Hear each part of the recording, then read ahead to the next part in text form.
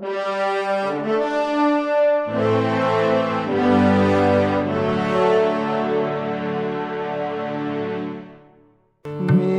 हर प्रीतम की बात सुनावे, सो पाई सो मेरा भी। क्या जब क्या गत पूजा, क्या जब क्या क्या गत पूजा, जाकर आओ है जाकर आओ है।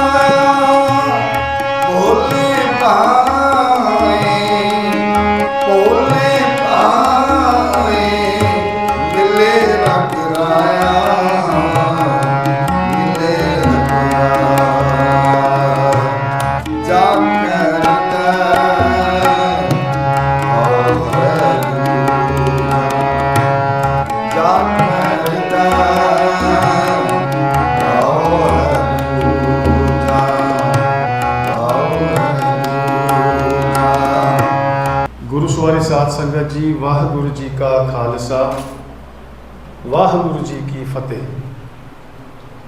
अज की रचना जिस दी विचार असी करन जा रहे हाँ, ये राग गौड़ी दे अंदर भगत कबीर साहब वालों उच्चारण की गई है अते गुरु ग्रंथ साहब जी दे पन्ना नंबर 324 पेज 324 ते सुभायमान है। इस रचना जिस दी असी विचार करन जा रहे हाँ, इहदे विचकार भी आईना दिखाया गया है कर्म कांडां वल जो साडे जीवन च असी अक्सर कर रहे हाँ। ये गल ध्यान रखना कि भगत कबीर साहब का ਜਿਹੜਾ भी कटाक्ष सी वो किसी एक जाति या एक तरह के लोगों वाल नहीं सी, वो पूरी मनुखता नूं आईना दिखाना सीगा कि तुसी कर की रहे हो। सो अज अगर असी इस शब्द इस विचार इस रचना की विचार करते हाँ तो ध्यान च रख के करनी है कि ये मेरे वास्ते कही जा रही है।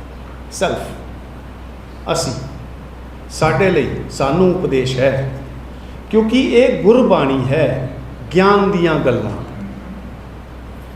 इस दे विचकार भगत साहब कहते ने क्या जप, क्या तप, क्या व्रत पूजा। जप मतलब एक सिस्टम बनाया गया है कि असी जप रहे हैं। हालांकि जप का मतलब भी यह होंदा है कि जो मैं खाया है उन्होंने अंदर रख लेना, प्यूक आउट नहीं करना, बाहर नहीं कट देना। जप का मतलब है रख लेना। क्या तप, तप का मतलब है उसनू प्रोसैस करना, पचा लेना। तप अपने नाम जो उसका वर्ड है उस तो ही पता लग रहा है कि हीट नाल, तपिश नाल संबंधित है। तपिश का मतलब प्रोसैस करके उन्होंने पचा लेना। जो चीज़ मैं सुन रहा हाँ वो मैं ग्रहण कर रहा हाँ। जप का मतलब है उस चीज़ नू मैं अपने अंदर रख लवां, ते तप का मतलब है उसका मतलब कढ़ के चर्न आउट करके उन्होंने पचा लवां, उन्होंने समझ लवां। ते इहो जे जप यानी ओहो जिहियां गल्लां नूं रखण दा की फायदा? ये गल ध्यान नाल समझनी है। जिहड़ी गल मैं सुनी या पढ़ी उसनूं अपने अंदर रखना जप, उहदा की फायदा? तप उसनूं पचा लेना, उसनूं समझ लेना, उहदा की फायदा? ते व्रत करन दा की फायदा कि किसी एक निश्चय दे नाल कीती गई क्रिया, चाहे वो भुखा रहना होवे। भुखा रहन नाल संबंध व्रत नहीं होंदा। व्रत का मतलब हुंदा है कि किसी एक निश्चय नाल कीता गया वो भुखा रहना, उहदा भी की फायदा? ते अंत दे अंदर वर्ड आ रहा है पूजा, किसी की आराधना, किसी के अगे हाथ जोड़ के खड़े हो जाना, अरजोई करना, उसकी उस्तत करना, किसी भी क्रिया का की फायदा? जद अपने मन दे विच ओदा ख्याल नहीं कोई होर, जाके हृदय भाव है दूजा। सो ये सारे कामों का की फायदा? देखो हुण एग्जाम्पल वजों असी इत्थे आने, असी आके गुरु ग्रंथ साहब दे अगे, मैं होर किसी की गल नहीं करांगा, अपनियां गल्लां करांगा ना। असी समझना, असी आके इत्थे गुरु ग्रंथ साहब दे अगे मत्था टेक के हाथ जोड़ के बेनती करते हाँ, अरजोई करते हाँ, पूजा करते हाँ, इत्थों तक कि कदी कदी व्रत भी करते। व्रत का मतलब कि जी इदां कर दो तो मैं इदां करांगा। व्रत का मतलब है कि इदां कर दो तो मैं इदां करांगा। या असी ये मनोती मन लेने कि मैं 40 दिन चलिया कटांगा इस परपस दे लई। एक ना परपस रखिया हुंदा अपने माइंड विच। किसी ने परपस रखिया हुंदा कि मेरे बच्चे का विआह हो जाए, भाव तो दूजा हो गया ना। किसी ने व्रत रखिया हुंदा, किसी ने परपस रखिया हुंदा कि मैं एग्जाम से पास हो जावां, भाव फिर दूजा हो गया। किसी ने व्रत यानी कि किसी ने टीचा रखिया हुंदा है कि मेरे घर वाले की उम्र लंबी हो जाए, उहदे करके मैं अज दे दिन भुखी रह जावांगी। ये व्रत है। ये मन के अंदर धारणा कुछ और रखी है, भाव दूजा है। दूजा क्यों? क्योंकि जिस दे कोलों मंग रहे हो ਉਹਨੂੰ ਇਹ ਨਹੀਂ ਕਹਿ ਰਹੇ ਕਿ ਗੁਰੂ ਸਾਹਿਬ, हे ਭਗਵਾਨ ਜੀ, हे ਅੱਲਾ ਜੀ, ਮੇਰਾ ਇਹ ਕੰਮ ਕਰੋ ਤੇ ਮੈਂ ਤੁਹਾਨੂੰ ਮਨ 'ਚ ਰੱਖਾਂਗਾ। ਫਿਰ ਤੁਹਾਨੂੰ ਵੀ ਮਨ 'ਚ ਕਿਉਂ ਰੱਖਾਂਗਾ ਕਿ ਮੇਰਾ ਇਹ ਕੰਮ ਕਰੋ। ਬ੍ਰਤ ਕੁਛ ਹੋਰ, ਭਾਵ ਦੂਜਾ ਹੈ ਮਨ 'ਚ। ਚਾਹੇ ਉਹ ਭਾਵ ਇਹ ਹੋਵੇ ਕਿ ਮੇਰੇ ਬੱਚੇ ਦੀ ਨੌਕਰੀ ਲੱਗ ਜਾਵੇ, ਚਾਹੇ ਉਹ ਭਾਵ ਇਹ ਹੋਵੇ ਕਿ ਮੇਰੀ ਬੱਚੀ ਦਾ ਵਿਆਹ ਹੋ ਜਾਵੇ, ਚਾਹੇ ਉਹ ਭਾਵ ਇਹ ਹੋਵੇ ਕਿ ਮੇਰੇ ਘਰ ਵਾਲੇ ਦੀ ਉਮਰ ਵੱਧ ਜਾਵੇ। ਇਹ ਭਾਵ ਦੂਜਾ ਹੋ ਗਿਆ ਨਾ। ਤੇ ਜਦੋਂ ਦੂਜਾ ਭਾਵ ਮਨ 'ਚ ਹੈ ਤੇ ਫਿਰ ਇਹਨਾਂ ਕਿਸੇ ਵੀ ਕਰਮ ਕਾਂਡ, ਮੈਂ ਵਰਡ ਫਿਰ ਯੂਜ਼ ਕਰ ਰਿਹਾ ਸਪੈਸੀਫਿਕ, ਕਰਮ ਕਾਂਡ ਦਾ ਕੋਈ ਫਾਇਦਾ ਨਹੀਂ। ਤੁਸੀਂ ਅੱਜ ਇੱਥੇ ਬਹਿ ਕੇ ਕੋਈ ਇੱਕ ਸ਼ਬਦ ਸਰਵਣ ਕਰੋ, ਕਿਸੇ ਇੱਕ ਗੁਰਮਤਿ ਦੀ ਵਿਚਾਰ ਸਰਵਣ ਕਰੋ, ਤੁਸੀਂ ਕਿਸੇ ਵੀ ਗੱਲ ਦਾ ਮਤਲਬ ਵੀ ਭਾਵੇਂ ਸਮਝ ਕੇ ਅੰਦਰ ਰੱਖ ਲਓ, ਕੋਈ ਫਾਇਦਾ ਨਹੀਂ ਜਦੋਂ ਤੱਕ ਉਸ ਨੂੰ ਜੀਵਨ 'ਚ ਧਾਰਨ ਨਾ ਕਰੀਏ। ਉਹਦੇ ਉੱਤੇ ਐਨਾਲਿਸਿਸ ਵੀ ਕਰ ਲਓ, ਉਸ ਨੂੰ ਪਚਾ ਵੀ ਲਓ, ਸਮਝਣ ਦੀ ਕੋਸ਼ਿਸ਼ ਵੀ ਕਰ ਲਓ, ਸਮਝ ਵੀ ਲਓ, ਤਾਂ ਵੀ ਕੋਈ ਫਾਇਦਾ ਨਹੀਂ ਜੇ ਉਹਦੇ ਪਿੱਛੇ ਵੀ ਭਾਵ ਦੂਜਾ ਹੈ ਕਿ ਮੈਂ ਸਵੇਰੇ ਉੱਠ ਕੇ ਰੋਜ਼ ਗੁਰਦੁਆਰੇ ਜਾਵਾਂਗਾ ਜਾਂ ਜਾਵਾਂਗੀ ਤਾਂ ਜੋ ਸਾਡਾ ਕਿਸੇ ਦਾ ਕੁਝ ਭਲਾ ਹੋ ਜਾਵੇ, ਐਕਸ ਦਾ ਵਾਈ ਹੋ ਜਾਵੇ, ਮਤਲਬ ਬੱਚੇ ਦੀ ਨੌਕਰੀ ਲੱਗ ਜਾਵੇ, ਸਾਨੂੰ ਇੱਕ ਵਧੀਆ ਨੂੰਹ ਮਿਲ ਜਾਵੇ, ਸਾਨੂੰ ਇੱਕ ਵਧੀਆ ਜਵਾਈ ਮਿਲ ਜਾਵੇ। ਜੇ ਭਾਵ ਦੂਜਾ ਲੈ ਕੇ ਆਣਾ ਹੈ ਤੇ ਫਿਰ ਕੀਤੇ ਹੋਏ ਕਿਸੇ ਕੰਮ ਦਾ ਕੋਈ ਫਾਇਦਾ ਨਹੀਂ। ਜੇ ਮਨ 'ਚ ਤੁਹਾਡੇ ਇਹੀ ਹਜੇ ਤੱਕ ਸਮਝ ਨਹੀਂ ਆਈ ਕਿ ਜੋ ਕੁਝ ਹੋਣਾ ਹੈ ਉਹ ਕੁਦਰਤ ਦੇ ਨਿਯਮ ਦੇ ਅਨੁਸਾਰ ਚੱਲ ਰਿਹਾ ਹੈ, ਉਹ ਚੱਲਦਾ ਰਹੇਗਾ, ਮੇਰੇ ਕਿਸੇ ਵੀ ਐਕਟ ਦੇ ਨਾਲ ਉਹ ਥਮੇਗਾ ਨਹੀਂ ਕੁਦਰਤ ਦਾ ਚੱਕਰ। ਜੋ ਕੋਈ ਵੀ ਤਰ੍ਹਾਂ ਦੇ ਕਰਮ ਕਾਂਡਾਂ 'ਚ ਫਸੇ ਨੇ, ਗਲਤੀ ਉਹਨਾਂ ਦੀ ਨਹੀਂ ਹੈ, ਗਲਤੀ ਉਹਨਾਂ ਨੂੰ ਰਾਹ ਵਿਖਾਉਣ ਦੀ ਜਿਨ੍ਹਾਂ ਦੀ ਜ਼ਿੰਮੇਵਾਰੀ ਸੀ ਉਹਨਾਂ ਦੀ ਹੈ। ਮਾਫ ਕਰਨਾ, ਗੱਲਾਂ ਥੋੜੀਆਂ ਜੀਆਂ ਸੱਚੀਆਂ ਕਰਨ ਦੀ ਆਦਤ ਹੈ, ਮੈਂ ਸੱਚੀਆਂ ਗੱਲਾਂ ਹੀ ਆਪ ਸਭ ਨੂੰ ਸੁਣਾਨਾ ਹਾਂ। ਇਹ ਸਮਝ ਲੈਣਾ ਕਿ ਅਸੀਂ ਜਿੱਥੇ ਆ ਕੇ ਮੱਥਾ ਟੇਕ ਰਹੇ ਹਾਂ ਸਾਨੂੰ ਉੱਥੋਂ ਦੀ ਸੁਨੇਹਾ ਇਹ ਮਿਲਦਾ ਹੈ, ਕਰਮ ਕਾਂਡ ਕਿਸੇ ਕੰਮ ਨਹੀਂ, ਚਾਹੇ ਉਹ ਗੁਰੂ ਸਾਹਿਬਾਨ ਹੋਣ, ਚਾਹੇ ਉਹ ਭਗਤ ਸਾਹਿਬਾਨ ਹੋਣ, ਚਾਹੇ ਗੁਰਸਿੱਖਾਂ ਦੀ ਬਾਣੀ ਗੁਰੂ ਗ੍ਰੰਥ ਸਾਹਿਬ 'ਚ ਅੰਕਿਤ ਹੈ, ਉਹ ਸਾਨੂੰ ਕਰਮ ਕਾਂਡਾਂ ਤੋਂ ਦੂਰ ਜਾਣ ਲਈ ਕਹਿੰਦੀ ਹੈ। ਪਰ ਅਸੀਂ ਇੱਥੇ ਮੱਥਾ ਟੇਕ ਕੇ ਵੀ, ਮਾਫ ਕਰਨਾ, ਬੁਰਾ ਨਾ ਮੰਨਣਾ, ਅੱਜ ਸ਼ਾਮੀ ਹੋਏਗਾ ਇੱਦਾਂ ਕਿ ਇੱਥੇ ਮੱਥਾ ਟੇਕ ਕੇ ਵਰਤ ਤੋੜੇ ਜਾਣਗੇ। ਜਿੱਥੇ ਕਿਹਾ ਗਿਆ ਹੈ ਇਹ ਕਰਮ ਕਾਂਡ ਹੈ, ਉੱਥੇ ਹੀ ਅਰਦਾਸਾਂ ਕੀਤੀਆਂ ਜਾਣਗੀਆਂ ਕਿ ਮੇਰੇ ਵੱਲੋਂ ਜੋ ਭੁੱਖਾ ਰਹਿ ਕੇ ਇੱਕ ਵਰਤ ਲਿਆ ਗਿਆ ਸੀ ਉਹਨੂੰ ਪੂਰਨ ਕਰਨਾ। ਸਾਨੂੰ ਸਮਝਾਇਆ ਜਾਂਦਾ ਹੈ ਇਹ ਕਰਮ ਕਾਂਡਾਂ ਤੋਂ ਬਾਹਰ ਨਿਕਲੀਏ, ਆਪਣੇ ਜੀਵਨ ਨੂੰ ਇੱਕ ਨੇਚਰ ਦੇ ਲਾਅ ਦੇ ਅਨੁਸਾਰ ਚਲਾਈਏ। ਨੇਚਰ ਦਾ ਲਾਅ ਹੈ, ਮੈਂ ਬੜੀ ਵੱਡੀ ਇੱਕ ਸਾਇੰਟੀਫਿਕ ਗੱਲ ਕਰਨ ਜਾ ਰਿਹਾ, ਤੁਹਾਨੂੰ ਸਮਝ ਹੋਏਗੀ, ਪਰ ਜੇ ਮੈਨੂੰ ਥੋੜੀ ਜਿਹੀ ਸਮਝ ਆਈ ਮੈਂ ਤੁਹਾਡੇ ਨਾਲ ਸ਼ੇਅਰ ਕਰ ਲੈਣਾ ਵਾਂ ਕਿ ਤੁਹਾਡਾ ਸਰੀਰ, ਤੁਹਾਡਾ ਜਿਹੜਾ ਸਿਸਟਮ ਬਣਿਆ ਹੈ ਉਹ ਇੱਕ ਬਹੁਤ ਵਧੀਆ ਸਿਸਟਮ ਨੇਚਰ ਨੇ ਬਣਾਇਆ ਹੈ ਕਿ ਤੁਸੀਂ ਆਪਣੇ ਸਰੀਰ ਨੂੰ ਰੋਜ਼ ਭੁੱਖਾ ਰੱਖਦੇ ਹੋ, ਉਹ ਇੱਕ ਟਾਈਮ ਹੁੰਦਾ ਹੈ। ਮੈਨੂੰ ਕੋਈ ਇਹ ਗੱਲ ਦੱਸ ਸਕਦਾ ਹੈ ਜੀ ਕਿ ਸਾਡੀ ਜਿਹੜੀ ਨੀਂਦ ਹੁੰਦੀ ਹੈ, ਕਿਸੇ ਦੀ 7 ਘੰਟੇ, ਕਿਸੇ ਦੀ 6, ਕਿਸੇ ਦੀ 8 ਤੇ ਕੋਈ ਇੱਕ 10 ਘੰਟੇ ਵਾਲਾ ਵੀ ਹੋਏਗਾ, ਕੀ ਉਹ ਸੁੰਦਾ ਸੁੰਦਾ ਖਾਂਦਾ ਹੈ? ਹੋ ਹੀ ਨਹੀਂ ਸਕਦਾ ਨਾ। ਜਦੋਂ ਉਹ ਸੌਂਦਾ ਹੈ ਤੇ ਉਹਦੀ ਆਪਣੀ ਬਾਡੀ ਡੀਟੌਕਸ ਕਰਦੀ ਹੈ ਆਪਣੇ ਆਪ ਨੂੰ ਭੁੱਖਾ ਰੱਖ ਕੇ, ਇੱਕ ਪ੍ਰੋਸੈਸ ਨੇਚਰ ਨੇ ਆਪ ਬਣਾਇਆ ਹੈ। ਕਿਉਂਕਿ ਬਾਡੀ ਜਦੋਂ ਖਾਏਗੀ ਤੇ ਉਸ ਨੂੰ ਪਚਾਉਣ ਵਾਸਤੇ ਉਹਦੇ ਬਹੁਤ ਸਾਰੇ ਐਲੀਮੈਂਟਸ ਕੰਮ ਕਰਦੇ ਨੇ, ਉਹਦੀ ਰਸਾਇਣਿਕ ਕਿਰਿਆ ਹੁੰਦੀ ਹੈ, ਉਹਦੀ ਫਿਜ਼ੀਕਲ ਕਿਰਿਆ ਹੁੰਦੀ ਹੈ।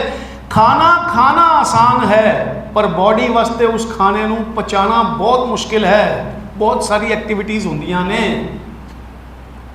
24 ਘੰਟਿਆਂ ਦੇ ਵਿੱਚੋਂ ਜੇ 8 ਘੰਟੇ ਦੀ ਨੀਂਦ ਲਈ ਜਾਵੇ ਔਰ 16 ਘੰਟੇ ਕੰਮ ਵੀ ਕੀਤਾ ਜਾਵੇ ਜਿਹਦੇ ਵਿਚਕਾਰ ਖਾਣਾ ਸ਼ਾਮਲ ਹੈ, ਤੇ ਉਹ 8 ਘੰਟੇ ਦੀ ਜਿਹੜੀ ਨੀਂਦ ਹੈ ਉਹ ਤੁਹਾਡੀ ਬਾਡੀ ਉਸ ਟਾਈਮ ਤੇ ਕੁਝ ਖਾਂਦੀ ਨਹੀਂ ਹੈ। ਉਹ ਆਟੋਮੈਟਿਕ ਪ੍ਰੋਸੈਸ ਨੇਚਰ ਦਾ ਹੈ ਕਿ ਉਹ ਡੀਟੌਕਸੀਫਾਈ ਕਰ ਰਹੀ ਹੈ। ਤੇ ਫਿਰ ਕਿਸੇ ਵਰਤ ਦੇ ਨਾਮ ਤੇ ਭੁੱਖਾ ਰਹਿਣਾ ਕਿੱਥੋਂ ਤੱਕ ਜਸਟੀਫਾਈਡ ਹੈ? ਮੰਨ ਲਓ ਅਗਰ ਮੇਰੀ ਨੀਂਦ 6 ਘੰਟੇ ਹੈ ਤੇ ਇਹਦਾ ਮਤਲਬ ਇਹ ਤੇ ਨਹੀਂ ਕਿ ਮੈਂ ਸੌਣ ਤੋਂ ਜਸਟ ਪਹਿਲੇ ਕੁਝ ਖਾਧਾ ਹੈ, ਉਹ ਤੋਂ 2-3 ਘੰਟੇ ਪਹਿਲੇ ਹੀ ਖਾਧਾ ਹੋਏਗਾ। ਤੇ ਫਿਰ ਜਦੋਂ ਮੈਂ 6 ਘੰਟੇ ਬਾਅਦ ਉੱਠਿਆ ਵਾਂ ਤੇ ਇੱਕਦਮ ਉੱਠਦਾ ਹੀ ਤੇ ਕੋਈ ਨਹੀਂ ਖਾਂਦਾ, 1 ਘੰਟਾ, ਅੱਧਾ ਘੰਟਾ, 2 ਘੰਟੇ ਬਾਅਦ ਹੀ ਖਾਂਦਾ, ਤੇ you get ample time to detoxify yourself. ਇਹ ਨੇਚਰ ਨੇ ਆਪਣੇ ਆਪ ਸਰਕਲ ਬਣਾਇਆ ਹੈ। ਕੁਝ ਲੋਕ ਕਹਿੰਦੇ ਨੇ ਜੀ ਹਫਤੇ 'ਚ 1 ਦਿਨ ਡੀਟੌਕਸੀਫਾਈ ਵਾਸਤੇ ਮੈਂ ਕੁਝ ਨਹੀਂ ਖਾਵਾਂਗਾ। It's okay, you are doing it for your health purpose, ਤੁਸੀਂ ਆਪਣੇ ਸਰੀਰ ਵਾਸਤੇ ਕਰ ਰਹੇ ਹੋ। ਪਰ ਜਦੋਂ ਉਹਦੇ ਪਿੱਛੇ ਕੁਝ ਮੋਟਿਵ ਆ ਜਾਵੇ ਕਿ ਜੀ ਸੋ ਐਂਡ ਸੋ ਹੋਵੇ ਇਸ ਕਰਕੇ ਮੈਂ ਭੁੱਖਾ ਰਵਾਂਗਾ, ਇਹ ਪਿਓਰ ਕਰਮਕਾਂਡ ਹੈ। ਪਿਓਰ ਕਰਮਕਾਂਡ ਜਿਹਦੇ ਵੱਲ ਅਸੀਂ ਚੱਲੇ ਹਾਂ। ਤੇ ਭਗਤ ਕਬੀਰ ਸਾਹਿਬ ਕਹਿੰਦੇ ਨੇ, ਕਿਆ ਜਪ ਕਿਆ ਤਪ ਕਿਆ ਬ੍ਰਤ ਪੂਜਾ, ਜਾ ਕੇ ਹਿਰਦੈ ਭਾਉ ਹੈ ਦੂਜਾ। ਜੇ ਆ ਕੇ ਤੁਸੀਂ ਕਹੋ ਨਾ ਕਿ ਗੁਰੂ ਸਾਹਿਬ ਆਪਣੀ ਮੱਤ ਮੇਰੇ ਮੱਤ ਨਾਲ ਰਲਾ ਦਵੋ, ਆਪਣੀ ਅਸੀਸ ਦਵੋ ਕਿ ਮੈਨੂੰ ਸੋਝੀ ਆ ਜਾਵੇ, ਬਸ ਇੰਨਾ ਹੀ ਜੇ ਮੰਗ ਕੇ ਚਲੇ ਜਾਵਾਂਗੇ ਤੇ ਇਹ ਐਕਚੁਅਲ ਦੇ ਵਿੱਚ ਜਿਹੜਾ ਹੈ ਇਹ ਫਰੂਟਫੁਲ, ਇਹ ਜਸਟੀਫਾਈਡ ਹੈ। ਜੇ ਮੈਂ ਕਹਾਂ ਜੀ ਮੈਂ 40 ਦਿਨ ਰੋਜ਼ ਗੁਰਦੁਆਰੇ ਜਾਵਾਂਗਾ, ਮੇਰਾ ਸੋ ਐਂਡ ਸੋ ਕਰ ਦੋ, ਕਰਮਕਾਂਡ ਹੈ ਜੀ, ਇਹ ਧਿਆਨ ਰੱਖ ਲੈਣਾ। ਰੇ ਜਨ ਮਨ ਮਾਧੋ ਸਿਉ ਲਾਈਐ। ਹੁਣ ਮਾਧੋ ਕੌਣ ਹੈ? ਪੂਰੀ ਸ੍ਰਿਸ਼ਟੀ ਦਾ ਪਾਲਨਹਾਰ। ਹੁਣ ਇਸ ਸ੍ਰਿਸ਼ਟੀ ਦੇ ਪਾਲਨਹਾਰ ਦੇ ਨਾਲ ਤੁਸੀਂ ਮਨ ਲਾਣਾ ਹੈ। ਸ੍ਰਿਸ਼ਟੀ ਦਾ ਪਾਲਨਹਾਰ ਕੌਣ ਹੈ? ਕਿਸੇ ਨੂੰ ਫਿਰ ਇੱਕ ਇਮੈਜਿਨਰੀ ਰੱਬ ਬਣਾ ਕੇ ਨਾ ਬਿਠਾ ਲੈਣਾ ਕਿ ਮੇਰੇ ਮਨ 'ਚ ਇਹੋ ਜਿਹਾ ਰੱਬ ਪਸੰਦ ਆਇਆ, ਮੈਂ ਇਹੋ ਜਿਹੇ ਨੂੰ ਆਪਣਾ ਬਣਾ ਲਿਆ। ਤੁਹਾਡੇ ਮਨ ਨੂੰ ਦੂਸਰੇ ਟਾਈਪ ਦਾ ਰੱਬ ਪਸੰਦ ਆਇਆ, ਤੁਸੀਂ ਉਹਨੂੰ ਆਪਣਾ ਰੱਬ ਬਣਾ ਲਿਆ। ਸ੍ਰਿਸ਼ਟੀ ਦਾ ਪਾਲਨਹਾਰ ਹੈ ਨੇਚਰ, ਉਹਦੇ ਰੂਲਸ, ਉਹ ਗਿਆਨ ਜੋ ਸਭ ਕੁਝ ਚਲਾਉਂਦਾ ਹੈ, ਜੋ ਇਹ ਦੱਸਦਾ ਹੈ ਕਿ ਇਸ ਪਹਾੜ ਦੇ ਵਿੱਚੋਂ ਦੀ ਜੇ ਸੁਰੰਗ ਕੱਢ ਲਈ ਜਾਵੇ ਤੇ ਮੇਰਾ ਰਾਹ ਥੋੜਾ ਜਿਹਾ ਸੌਖਾ ਹੋ ਜਾਏਗਾ। ਇਸ ਤਰ੍ਹਾਂ ਦਾ ਇੱਕ ਜਹਾਜ਼ ਬਣਾ ਲਿਆ ਜਾਵੇ ਤੇ ਮੇਰਾ ਪੁਆਇੰਟ A ਤੋਂ ਲੈ ਕੇ ਪੁਆਇੰਟ B ਤੱਕ ਜਾਣਾ ਸੌਖਾ ਹੋ ਜਾਵੇਗਾ, ਟਾਈਮ ਘੱਟ ਲੱਗੇਗਾ। ਜੇ ਇਹੋ ਜਿਹਾ ਇੱਕ ਸਪੇਸ ਕ੍ਰਾਫਟ ਬਣਾ ਲਿਆ ਜਾਵੇ ਤੇ ਸਾਨੂੰ ਸ੍ਰਿਸ਼ਟੀ ਦੇ ਵਿੱਚ ਕੀ ਕੁਝ ਚੱਲ ਰਿਹਾ ਉਸ ਨੂੰ ਦੇਖਣ ਦੇ ਲਈ ਇੱਕ ਦੂਰੋਂ ਦੀ ਵਿਜ਼ਨ ਮਿਲ ਜਾਏਗਾ ਕਿ ਕਿੰਨੇ ਸਿਤਾਰੇ ਨੇ, ਕਿਹੜਾ ਚੰਦ ਹੈ, ਕਿੰਨੇ ਗ੍ਰਹਿ ਨੇ ਤੇ ਕਿੰਨੀਆਂ ਮਿਲਕੀ ਵੇਜ਼ ਵਰਗੀਆਂ ਹੋਰ ਗੈਲੈਕਸੀਜ਼ ਹੈਗੀਆਂ ਨੇ। ਇਹ ਸਭ ਕਿੱਥੋਂ ਆ ਰਿਹਾ ਹੈ? ਇਹ ਗਿਆਨ ਤੋਂ ਆ ਰਿਹਾ ਹੈ, ਨੌਲੇਜ ਤੋਂ ਆ ਰਿਹਾ ਹੈ। ਤੇ ਗੁਰੂ ਨੇ ਤੁਹਾਨੂੰ ਸਿਰਫ ਗਿਆਨ ਦੇਣਾ ਹੈ। ਜੇ ਗੁਰੂ ਦੇ ਸਾਹਮਣੇ ਬੈਠ ਕੇ ਔਰ ਫਿਰ ਉਹੀ ਕਰਾਂਗੇ ਨਾ ਕਿ ਮੇਰੀ ਨੌਕਰੀ ਲੱਗ ਜਾਵੇ, ਤੇ ਗੁਰੂ ਕਹਿੰਦਾ ਭਾਈ ਪੜ੍ਹਾਈ ਕਰ ਲੈ, ਨੌਕਰੀ ਜ਼ਰੂਰ ਲੱਗ ਜਾਏਗੀ। ਸਿਰਫ ਇੱਥੇ ਆ ਕੇ ਮੱਥਾ ਨਹੀਂ ਟੇਕਣਾ, ਗੁਰੂ ਦੇ ਗਿਆਨ ਨੂੰ ਧਾਰਨ ਕਰਕੇ ਹੋਰ ਗਿਆਨ ਲੈਣ ਦੀ ਪ੍ਰੇਰਣਾ ਲੈਣੀ ਹੈ। ਔਰ ਗੁਰੂ ਸਾਹਿਬ ਨੇ ਕਦੀ ਮਨਾ ਨਹੀਂ ਕੀਤਾ ਤੁਹਾਨੂੰ ਗਿਆਨ ਲੈਣ ਤੋਂ। ਗੁਰੂ ਸਾਹਿਬ ਨੇ ਪਖੰਡਾਂ ਤੋਂ ਜ਼ਰੂਰ ਮਨਾ ਕੀਤਾ ਹੈ। ਰੇ ਜਨ ਮਨ ਮਾਧੋ ਸਿਉ ਲਾਈਐ, ਚਤੁਰਾਈ ਨਾ ਚਤੁਰਭੁਜ ਪਾਈਐ। ਇਹ ਰਾਹੋਂ ਦਾ ਬੰਦ ਹੈ। ਜੇ ਮੈਂ ਆਪਣੀਆਂ ਸਿਆਣਪਾਂ, ਆਪਣੀਆਂ ਚਤੁਰਾਈਆਂ ਕਰਦਾ ਰਹਾਂਗਾ ਤੇ ਉਦਾਂ ਮੈਨੂੰ ਕੋਈ ਚਤੁਰਭੁਜ, ਜਿੱਦਾਂ ਕਿ ਇੱਕ ਡੈਫੀਨੇਸ਼ਨ ਉਸ ਵੇਲੇ ਕੀਤੀ ਜਾਂਦੀ ਸੀਗੀ ਕਿ ਜਿਹੜਾ ਸਭ ਕੁਝ ਕਰਨ 'ਚ ਸਮਰੱਥ ਹੈ ਉਹਦੀਆਂ 2 ਤੋਂ ਜ਼ਿਆਦਾ ਬਾਹਾਂ ਹੁੰਦੀਆਂ ਨੇ। ਇੱਕ ਇਮੈਜਿਨਰੀ ਬਣਾਇਆ ਗਿਆ ਤੇ ਕਿਹਾ ਉਦਾਂ ਉਹ ਮਿਲਣ ਵਾਲਾ ਨਹੀਂ ਹੈਗਾ ਚਤੁਰਾਈਆਂ ਨਾਲ, ਤੇਰੀ ਆਪਣੀ ਸਿਆਣਪਾਂ ਦਿਖਾਉਣ ਨਾਲ। ਤੈਨੂੰ ਸਿੱਖਣਾ ਪਏਗਾ। ਬਈ ਮੈਂ ਅਗਰ ਛੋਟੇ ਹੁੰਦੇ ਤੋਂ ਲੈ ਕੇ ਹੁਣ ਤੱਕ ਰੋਜ਼ ਇੱਥੇ ਆ ਕੇ ਸਿਰਫ ਮੱਥਾ ਟੇਕ ਰਿਹਾ ਹੋਵਾਂ, ਇੱਕ ਪ੍ਰੈਕਟੀਕਲ ਗੱਲ ਕਰੀਏ, ਮੈਨੂੰ ਮੇਰੇ ਗੁਰੂ ਤੇ ਕੋਈ ਸ਼ੰਕਾ ਨਹੀਂ ਹੈ, ਮੇਰਾ ਗੁਰੂ ਮੈਨੂੰ ਅੱਛੀ ਰਾਹ ਦਿਖਾਉਂਦਾ ਹੈ, ਪਰ ਸਿਰਫ ਇੱਥੇ ਆ ਕੇ ਮੱਥਾ ਟੇਕਦੇ ਰਹੀਏ ਰੋਜ਼ ਬਿਨਾਂ ਨਾਗਾ, समझो व्रत ले लिया, समझो मैं पूजा करन आ रहा, समझो मैं जप कर रहा, तप कर रहा और मैं रोज सिर्फ इत्थे मत्था टेक रहा हाँ। Can I become an engineer? Can I become a doctor? Can I become a scientist? No. ਉਹਦੇ ਵਾਸਤੇ ਮੈਨੂੰ ਗੁਰੂ ਦੀ ਦਿਖਾਈ ਰਾਹ ਤੇ ਜਾ ਕੇ ਇਹ ਸਮਝਣਾ ਪਏਗਾ ਕਿ ਗਿਆਨ ਲੈਣਾ ਹੈ, ਉਸ ਟਾਈਪ ਦੀ ਕੁਆਲੀਫਿਕੇਸ਼ਨ ਲੈਣੀ ਹੈ, ਉਸ ਟਾਈਪ ਦੀ ਸਪੈਸ਼ਲਾਈਜੇਸ਼ਨ ਲੈਣੀ ਹੈ, ਤਾਂ ਮੈਂ ਡਾਕਟਰ ਇੰਜੀਨੀਅਰ ਸਪੇਸ ਇੰਜੀਨੀਅਰ ਬਣਾਂਗਾ। ਸਾਰਾ ਕੁਝ ਗਿਆਨ 'ਚ ਹੈ, ਇਹ ਗੁਰੂ ਦੱਸ ਰਹੇ ਨੇ। ਉਹੀ ਲੈਣ ਵਾਸਤੇ ਇੱਥੇ ਮੱਥਾ ਨਿਵਾਉਂਦਾ ਹਾਂ। ਤੇ ਜੇ ਗੁਰੂ ਦਾ ਗਿਆਨ ਹੀ ਨਹੀਂ ਲੈਣਾ, ਮਨ ਮਰਜ਼ੀਆਂ ਕਰਨੀਆਂ ਨੇ, ਚਤੁਰਾਈਆਂ ਕਰਨੀਆਂ ਨੇ, ਤੇ ਚਤੁਰਭੁਜ ਨਹੀਂ ਪਾਇਆ ਜਾਏਗਾ। ਇਹ ਗੁਰੂ ਸਾਹਿਬ ਦੇ ਜਿਹੜੇ ਹੁਕਮ ਹੁੰਦੇ ਨੇ ਨਾ, ਇਹ ਸਾਡੇ ਵਾਸਤੇ ਡਾਇਰੈਕਸ਼ਨ ਹੁੰਦੇ ਨੇ। We have to follow. ਚਤੁਰਾਈ ਨਾ ਚਤੁਰਭੁਜ ਪਾਈਐ, ਪਰ ਹਰ ਲੋਭ ਅਰ ਲੋਕਾਚਾਰ। ਇਹ ਫਿਰ ਇਨਸਟਰਕਸ਼ਨ ਆ ਗਈ, ਕਿਉਂਕਿ ਮੈਂ ਇਸ ਬਾਣੀ ਨੂੰ ਗੁਰਬਾਣੀ ਕਹਿ ਰਿਹਾ, ਇਹ ਮੇਰੇ ਵਾਸਤੇ ਗੁਰੂ ਹੈ ਤੇ ਇਹ ਮੈਨੂੰ ਕੀ ਸਮਝਾ ਰਹੇ ਨੇ। ਪਰ ਹਰ ਮਤਲਬ ਛੱਡ ਦੇ, ਹਟਾ ਆਪਣੀ ਜ਼ਿੰਦਗੀ ਚੋਂ, ਬਾਹਰ ਸੁੱਟ ਦੇ, ਪਰੇ ਕਰ ਇਸ ਚੀਜ਼ ਨੂੰ। ਪਰ ਹਰ ਲੋਭ, ਕਿਸੇ ਵੀ ਤਰ੍ਹਾਂ ਦਾ ਲਾਲਚ ਆਪਣੀ ਲਾਈਫ 'ਚ ਨਾ ਲੈ ਕੇ ਆਈ, ਉਹਨੂੰ ਪਰੇ ਕਰ। ਔਰ ਲੋਕਾਚਾਰ, ਸਭ ਤੋਂ ਵੱਡੀ ਗੱਲ ਕਿ ਲੋਕ ਕੀ ਕਹਿਣਗੇ, ਇਸ ਚੀਜ਼ ਨੂੰ ਆਪਣੀ ਲਾਈਫ 'ਚੋਂ ਬਾਹਰ ਕੱਢ ਦਈਏ, ਕਿਉਂਕਿ ਲੋਕ ਤੇ ਕੁਝ ਕਹਿਣਗੇ। ਅੱਜ ਜੇ ਕੋਈ ਸੱਚੀ ਗੱਲ ਇੱਥੋਂ ਹੁੰਦੀ ਹੈ, ਲੋਕ ਫਿਰ ਵੀ ਕਹਿੰਦੇ ਨੇ। ਜੇ ਗੁਰੂ ਦੀ ਬਾਣੀ ਦੀ ਗੱਲ ਹੋ ਰਹੀ ਹੈ, ਗੁਰੂ ਦੀ ਇਨਸਟਰਕਸ਼ਨਸ ਫੋਲੋ ਕਰਨ ਦੀ ਗੱਲ ਹੋ ਰਹੀ ਹੈ, ਲੋਕ ਤਾਂ ਵੀ ਕੁਝ ਕਹਿੰਦੇ ਨੇ। ਲੋਕ ਉਹ ਕਹਿੰਦੇ ਨੇ ਕਿ ਜੀ ਅਸੀਂ ਤੇ ਇੰਨੇ ਸਾਲਾਂ ਤੋਂ ਇਹ ਕਰਦੇ ਆ ਰਹੇ ਹਾਂ, ਤੇ ਇਹ ਨਵਾਂ ਆ ਗਿਆ, ਕੋਈ ਕੁਝ ਹੋਰ ਹੀ ਕਹੀ ਜਾ ਰਿਹਾ ਹੈ। ਲੋਕ ਕਹਿੰਦੇ ਨੇ। ਪਰਵਾਹ ਨਾ ਕਰੋ, ਪਰੇ ਕਰੋ। ਲੋਕਾਚਾਰੀ ਦੇਖਾ ਦਿਖਾਈ ਦੇ ਅੰਦਰ ਕਿ ਜੀ ਅੱਜ ਜੇ ਮੈਂ, ਮਾਫ ਕਰਨਾ, ਅੱਜ ਜੇ ਮੈਂ ਲਾਲ ਰੰਗ ਦੀ ਸਾੜੀ ਜਾਂ ਲਾਲ ਰੰਗ ਦੇ ਕੱਪੜੇ ਪਾ ਕੇ ਇੱਕ ਦੀਵਿਆਂ ਵਾਲਾ ਥਾਲ ਜਿਹਦੇ 'ਚ ਸਰਗੀ ਆਪਣੀ ਸੱਸ ਦੀ ਦਿੱਤੀ ਹੋਈ ਪਾ ਕੇ ਥਾਲ ਨਹੀਂ ਘੁਮਾਵਾਂਗੀ, ਤੇ ਲੋਕ ਕੀ ਕਹਿਣਗੇ ਕਿ ਇਹਨੂੰ ਆਪਣੇ ਹਸਬੈਂਡ ਨਾਲ, ਇਹਨੂੰ ਆਪਣੇ ਖਸਮ ਨਾਲ ਪਿਆਰ ਹੀ ਨਹੀਂ ਹੈ। ਲੋਕ ਕੀ ਕਹਿਣਗੇ? ਲੋਕਾਚਾਰ। ਅਸੀਂ ਆਪ ਨਾ ਚਾਹੁੰਦੇ ਹੋਏ ਵੀ, ਸਾਨੂੰ ਸਮਝ ਆ ਵੀ ਜਾਵੇ, ਤਾਂ ਵੀ ਅਸੀਂ ਲੋਕਾਚਾਰੀ ਦੇ ਵਿੱਚ, ਦੇਖ ਦਿਖਾਵੇ ਦੇ ਵਿੱਚ ਇਹ ਕਰਮਕਾਂਡ ਕਰ ਰਹੇ ਹਾਂ। ਮੈਂ ਇਦਾਂ ਦੀ ਕੋਈ ਗੱਲ ਨਹੀਂ ਕਰਾਂਗਾ ਜੀ ਕਿ ਜਿਹੜਾ ਭੁੱਖਾ ਰਹਿੰਦਾ ਉਹ ਇਹ ਹੁੰਦਾ, ਇਸ ਜੂਨ 'ਚ ਜਾਂਦਾ। ਮੈਂ ਇਹੋ ਜੀ ਕੋਈ ਗੱਲ ਨਹੀਂ ਕਰਾਂਗਾ। ਮੈਂ ਬੜੀ ਪ੍ਰੈਕਟੀਕਲ ਗੱਲ ਕਰਾਂਗਾ। ਉਹ ਅੱਜ ਕੱਲ੍ਹ WhatsApp 'ਤੇ ਸਾਡੇ ਨਾ ਆਉਂਦੇ ਹੁੰਦੇ ਨੇ ਕਿ ਜੀ ਉਹ ਫਲਾਣਾ ਜੇ ਅਗਰ ਇੱਦਾਂ ਭੁੱਖਾ ਰਵੇ ਤੇ ਉਹ ਅਗਲੇ ਜੂਨ 'ਚ ਐਵੇਂ ਜਾਂਦਾ ਹੈ, ਇਹ ਕਰਦਾ ਹੈ। ਉਹ ਹੋਰ ਗੱਲਾਂ ਨੇ, ਉਹ ਹੋਰ ਕੰਟੈਕਸਟ ਨੇ, ਪਰ ਉਹਨਾਂ ਨੂੰ ਅਸੀਂ ਇੱਥੇ ਜੋੜ ਦਿੰਦੇ ਹਾਂ। ਸਾਨੂੰ ਪ੍ਰੈਕਟੀਕਲਿਟੀ ਜੀਣਾ ਹੈ ਕਿ ਅਸੀਂ ਸਭ ਕੁਝ ਲੋਕਾਚਾਰ ਵਾਸਤੇ ਹੀ ਕਰਦੇ ਹਾਂ। ਕਿ ਜੇ ਲੜਕੇ ਦੇ ਵਿਆਹ ਦੇ ਉੱਤੇ ਇੰਨੀ ਜੰਜ ਨਾ ਗਈ ਤੇ ਲੋਕ ਕੀ ਕਹਿਣਗੇ ਕਿ ਜੀ ਲੜਕੀ ਦੇ ਵਿਆਹ ਤੇ ਜੇ ਅਸੀਂ ਇੰਨਾ ਖਰਚਾ ਨਾ ਕੀਤਾ ਤੇ ਲੋਕ ਕੀ ਕਹਿਣਗੇ। ਇੱਥੋਂ ਤੱਕ ਕਿ ਜਦੋਂ ਕੋਈ ਸਮਾਗਮ ਇੱਦਾਂ ਦਾ ਹੋਵੇ ਕਿ ਕਿਸੇ ਨੂੰ ਸ਼ਰਧਾਂਜਲੀ ਦਿੱਤੀ ਜਾਣੀ ਹੈ, ਕਿਸੇ ਦੀ ਅੰਤਿਮ ਅਰਦਾਸ ਹੋਣੀ ਹੈ, ਉੱਥੇ ਵੀ 36 ਵਿਅੰਜਨ ਨਾ ਹੋਣ ਤੇ ਲੋਕ ਕੀ ਕਹਿਣਗੇ। ਇਹੋ ਜਿਹੀ ਰੋਟੀ ਨਾ ਹੋਵੇ ਤੇ ਲੋਕ ਕੀ ਕਹਿਣਗੇ। ਅਸੀਂ ਇਸ ਕੈਪੇਬਲ ਨਹੀਂ ਹੈਗੇ। ਦਿਖਾਵੇ 'ਚ ਅਸੀਂ ਲੋਕਾਚਾਰ ਦੇ ਅੰਦਰ ਕਿਉਂ ਪਏ ਰਹਿੰਦੇ ਹਾਂ।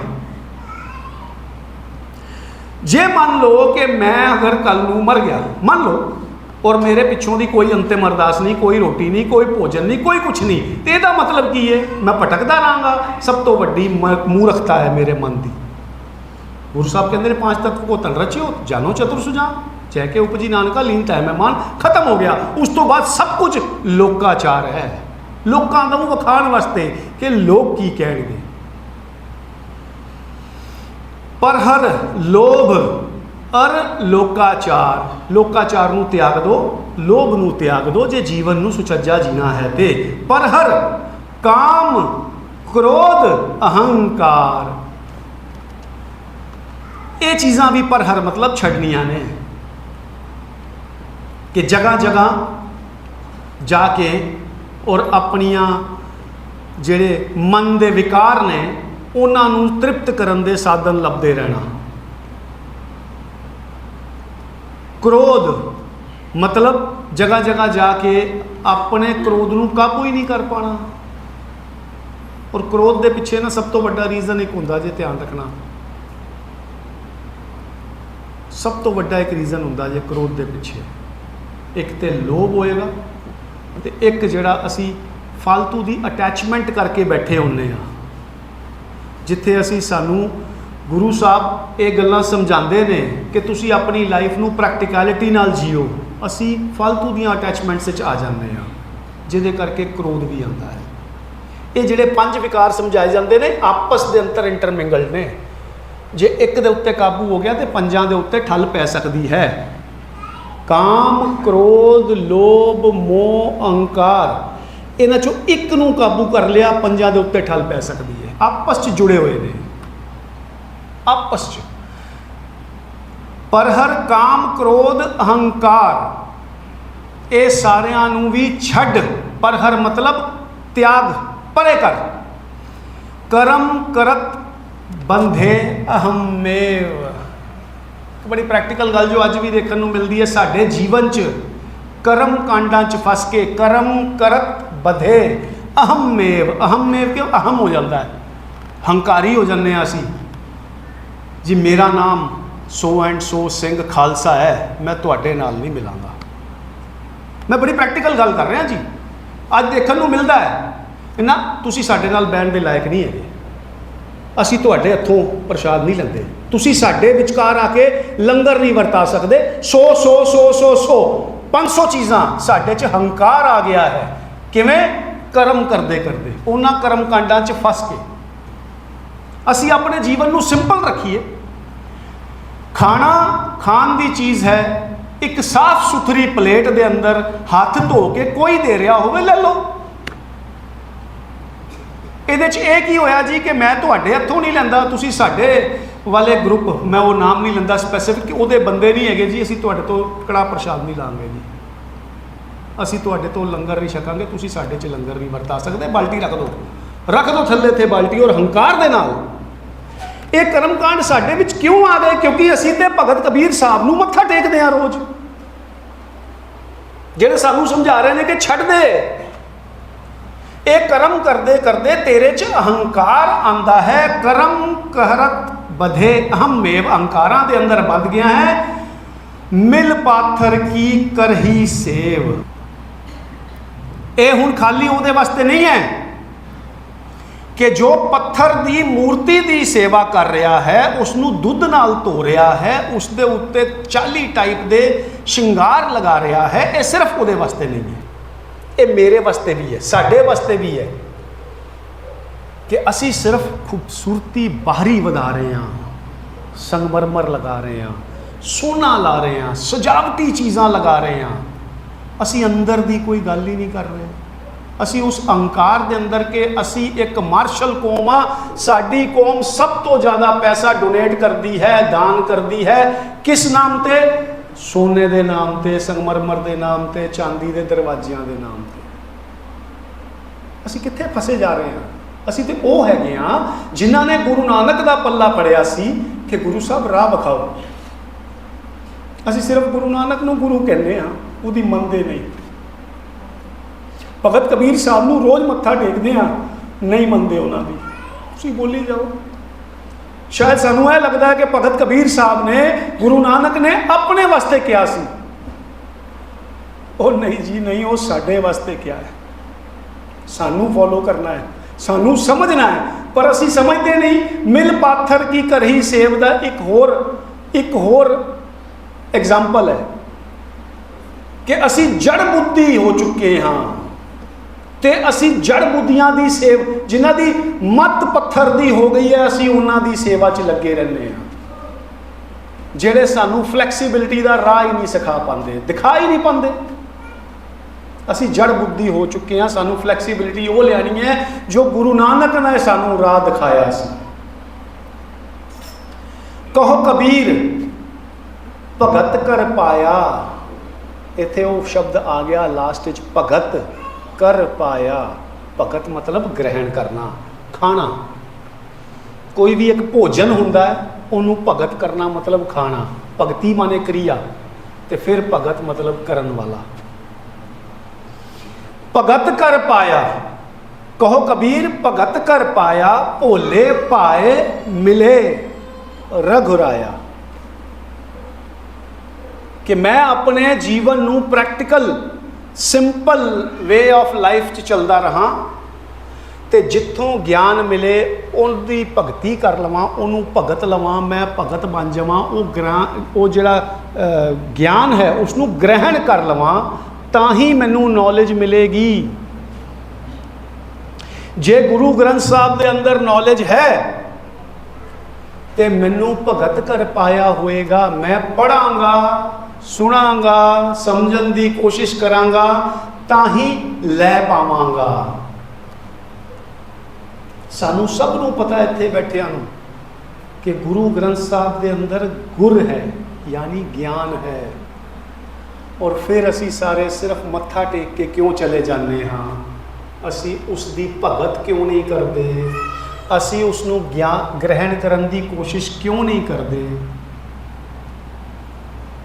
ਇਹ ਕੋਈ ਬੁੱਧ ਪੂਜਾ ਦਾ ਕੰਮ ਨਹੀਂ ਕਰਨਾ ਅਸੀਂ ਇੱਥੇ। ਇਹ ਗੁਰੂ ਗ੍ਰੰਥ ਸਾਹਿਬ ਜੋ ਸੁਭਾਇਮਾਨ ਹੁੰਦੇ ਨੇ ਸਵੇਰ ਤੋਂ ਲੈ ਕੇ ਸ਼ਾਮ ਤੱਕ, ਆ ਕੇ ਦੇਖਿਆ ਕਰੋ, ਬਿਲਕੁਲ ਕੋਈ ਵੀ ਹਾਲ 'ਚ ਨਹੀਂ ਹੁੰਦਾ, ਤੇ ਬਾਦਸ਼ਾਹ ਇਕੱਲਾ ਬੈਠਾ ਕਿੱਦਾਂ ਸੋਵੇਗਾ? ਅਸੀਂ ਇੱਕੋ ਟਾਈਮ ਤੇ ਸਾਰੇ ਇਕੱਠੇ ਨਾ ਹੋ ਕੇ ਥੋੜੇ ਥੋੜੇ ਬਾਰ-ਬਾਰ ਆ ਜਾਇਆ ਕਰੋ, ਕੋਈ ਦਿੱਕਤ ਨਹੀਂ ਹੈ। ਬੈਠ ਕੇ ਤੇ ਗਿਆਨ ਦੀ ਗੱਲ ਕਰੋ, ਨੌਲੇਜ ਗ੍ਰਹਿਣ ਕਰੋ। ਇੱਥੇ ਆ ਕੇ ਅਸੀਂ ਗੁਰੂ ਦੇ ਅੱਗੇ ਸੀਸ ਨਿਵਾਣਾ ਹੈ ਤੇ ਮੱਥੇ ਨੂੰ ਟਿਕਾਣਾ ਹੈ ਕਿ ਗੁਰੂ ਸਾਹਿਬ ਸਮਰਪਿਤ ਕਰਤੀ ਆਪਣੀ ਸਾਰੀ ਸਿਆਣਪ, ਕਿ ਗੁਰੂ ਸਾਹਿਬ ਮੈਂ ਆਪਣੀ ਸੋਝੀ ਜੋ ਵੀ ਮੈਨੂੰ ਸੀ ਮੈਂ ਤੁਹਾਡੇ ਅੱਗੇ ਨਿਛਾਵਰ ਕਰਤੀ। ਆਪਣਾ ਗਿਆਨ ਦੇ ਦੇਵੋ, ਆਪਣਾ ਗਿਆਨ ਮੈਨੂੰ ਦੇ ਦੇਵੋ, ਤਾਂ ਕਿ ਮੈਂ ਤੁਹਾਡੇ ਦਿਖਾਏ ਰਾਹ ਤੇ ਚੱਲ ਸਕਾਂ, ਉਸ ਦੇ ਸਮਰਥ ਹੋ ਸਕਾਂ। ਮੈਂ ਖਾਲੀ ਗੁਰੂ ਨੂੰ ਗੁਰੂ ਕਹੀ ਨਾ ਜਾਵਾਂ, ਗੁਰੂ ਨੂੰ ਗੁਰੂ ਹੋਣਾ, ਮੈਂ ਆਪਣੇ ਆਪ ਨੂੰ ਸਾਬਤ ਕਰਾਂ ਕਿ ਹਾਂਜੀ ਤੁਸੀਂ ਗੁਰੂ ਹੋ, ਮੈਂ ਤੁਹਾਡੀ ਗੱਲ ਮੰਨ ਰਿਹਾ ਹਾਂ। ਸਿਰਫ ਕਹੀ ਜਾਣ ਨਾਲ ਗੁਰੂ ਗੁਰੂ ਨਹੀਂ ਹੁੰਦਾ। ਮੈਨੂੰ ਸਿੱਖ, ਮੈਨੂੰ ਸ਼ਿਸ਼, ਸਟੂਡੈਂਟ ਬਣਨਾ ਪਏਗਾ, ਤਾਂ ਗੁਰੂ ਗੁਰੂ ਹੈ। ਸਾਚਾ ਸਤਿਗੁਰ ਕਿਆ ਕਰੇ, ਜੋ ਸਿੱਖਾਂ ਮੈਂ ਚੂਕ। ਸਿੱਖਾਂ ਦੀ ਚੂਕ ਹੈ ਤੇ ਸਤਿਗੁਰ ਕਿਆ ਕਰੇਗਾ? ਉਹ ਗਿਆਨ ਤੇ ਹੈ। ਲਾਈਟ ਜਲ ਰਹੀ ਹੈ, ਮੈਂ ਆਪਣੀਆਂ ਅੱਖਾਂ ਬੰਦ ਕਰ ਲਵਾਂ ਔਰ ਕਹਿੰਦਾ ਲਾਈਟ ਨਹੀਂ ਜਲ ਰਹੀ, ਇਹ ਮੇਰਾ ਭੁਲੇਖਾ ਹੈ। ਲਾਈਟ ਜਲ ਰਹੀ ਹੈ, ਉਸ ਚਾਨਣ ਮੁਨਾਰੇ 'ਚ ਮੈਂ ਰਾਹ ਨੂੰ ਵੇਖਾਂ, ਠੁੱਡਾ ਖਾ ਕੇ ਡਿੱਗਾ ਨਾ, ਇਹ ਮੇਰੀ ਵੀ ਜ਼ਿੰਮੇਵਾਰੀ ਹੈ। ਗੁਰੂ ਦੇ ਐਫਰਟਸ ਹਮੇਸ਼ਾ ਔਨ ਨੇ। ਗੁਰੂ ਨਾਨਕ ਅੱਜ ਵੀ ਪ੍ਰਤੱਖ ਸਾਡੇ ਸਾਹਮਣੇ ਨੇ, ਹੈਗੇ ਨੇ, ਕਿਉਂਕਿ ਗੁਰੂ ਨਾਨਕ ਕਦੀ ਸਰੀਰ ਨਹੀਂ ਹੋਇਆ। ਗੁਰੂ ਨਾਨਕ ਸਦਾ ਗਿਆਨ ਹੋਇਆ ਹੈ, ਉਹ ਅੱਜ ਵੀ ਹੈ। ਸਿਰਫ ਸਾਡੀ ਕਮੀ ਹੈ ਕਿ ਅਸੀਂ ਧਾਰਨ ਨਹੀਂ ਕਰ ਪਾ ਰਹੇ। ਸੋ ਇਹ ਬੰਧਨ ਕੱਟੀਏ। ਬਾਰ-ਬਾਰ ਜਿੱਦਾਂ ਬੇਨਤੀ ਕਰਦਾ, ਅਰਜ਼ੋਈ ਕਰਦਾ, ਤੁਹਾਡੇ ਸਾਹਮਣੇ ਹੱਥ ਜੋੜ ਕੇ ਕਹਿਣਾ ਕਿ ਇਸ ਗਿਆਨ ਨੂੰ ਧਾਰਨ ਕਰਨ ਵੱਲ ਆਪਣੇ ਕਦਮ ਵਧਾਈਏ। ਗੁਰੂ ਸਾਹਿਬ ਸੱਚੀ ਗੋਦ ਵਿੱਚ ਬਿਠਾਣ ਕੇ ਬਹੁਤ ਪਿਆਰ ਦੇਣਗੇ, ਬਹੁਤ ਪਿਆਰ ਦੇਣਗੇ। ਸੋ ਅੱਜ ਦੀ ਸੇਵਾ ਇੰਨੀ ਪ੍ਰਵਾਨ ਕਰ ਰਹੀ, ਹੋਈਆਂ ਭੁੱਲਾਂ ਚੁੱਕਾਂ ਲੇਖੇਮਾਂ ਦਵੋ ਅਸੀਸ ਕੇ ਗੁਰਬਾਣੀ ਗੁਰਮਤ ਪੜ੍ਹਨ ਸੁਣਨ ਸਮਝਣ ਅਤੇ ਵਿਚਾਰ ਕਰਨ ਦੀ ਸਮਰੱਥਾ ਆ ਜਾਵੇ। ਵਾਹਿਗੁਰੂ ਜੀ ਕਾ ਖਾਲਸਾ, ਵਾਹਿਗੁਰੂ ਜੀ